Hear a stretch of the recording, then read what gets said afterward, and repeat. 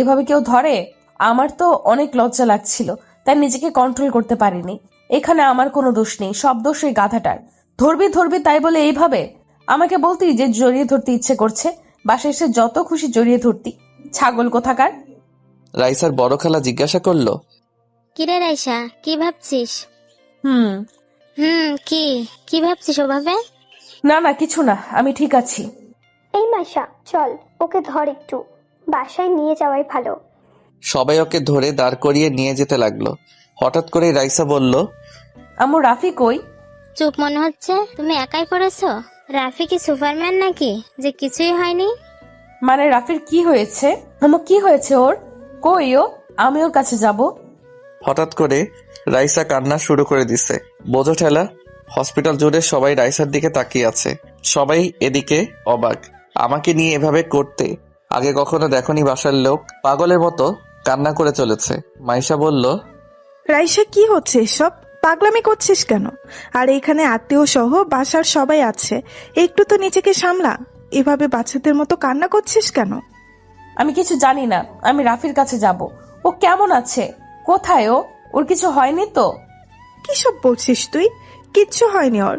ও ঠিক সময় বাসায় চলে আসবে, চিন্তা করিস না। এখন বাচ্চাদের মতো না করে চল তো। না, আমি যাব না। এক পাও এখান থেকে নড়বো না। আগে আমি ওর কাছে যাব, ওর সাথে কথা বলবো, তারপর আমি যাব। না হলে আমি একটু নড়বো না এখান থেকে। সবাই হতাশ। মেয়ের হলোটা কি? এরকম করছে যেন রাফি ওর বিয়ে করা বর। মানুষ বরের জন্য এমনটা করে না, যেমনটা রাইসা এমন করছে। এদিকে রাইসার ছোট খালা তো এসব দেখে অবাক।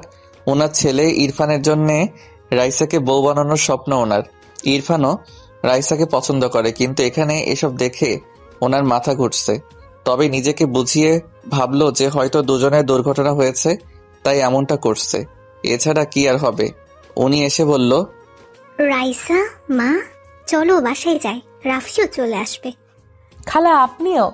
আমি কি করে একা বাসায় যাই? আমার জন্য এইসব হলো। ওকে একবার দেখে যাই। আচ্ছা ঠিক আছে, সবাই বাসায় চলে যাও। মাইশা মা, রাইসাকে রাফির সাথে দেখা করে ওকে নিয়ে চলে আসিস বাসায়, ওকে? আচ্ছা ঠিক আছে খালা। রাইসার আম্মু মেয়ের চিন্তায় বলল, আমি আর মাইশা থাকছি, তোমরা সবাই চলে যাও। ওদিকে সব কাজ পড়ে আছে, ওই দিকটাও তো দেখতে হবে। যাও যাও। সবাই চলে গেল। রাইসা অনেক খুশি লাগছে। মাইশা বলল, কিরে, ছাগলের মতো হাসছিস কেন? আম্মু, দেখেছো তোমার বড় মেয়ে আমাকে কি বলল? দুটোকেই এখন পেটাবো আমি। এটা হসপিটাল, এখানেও তোদের শয়তানি কমছে না?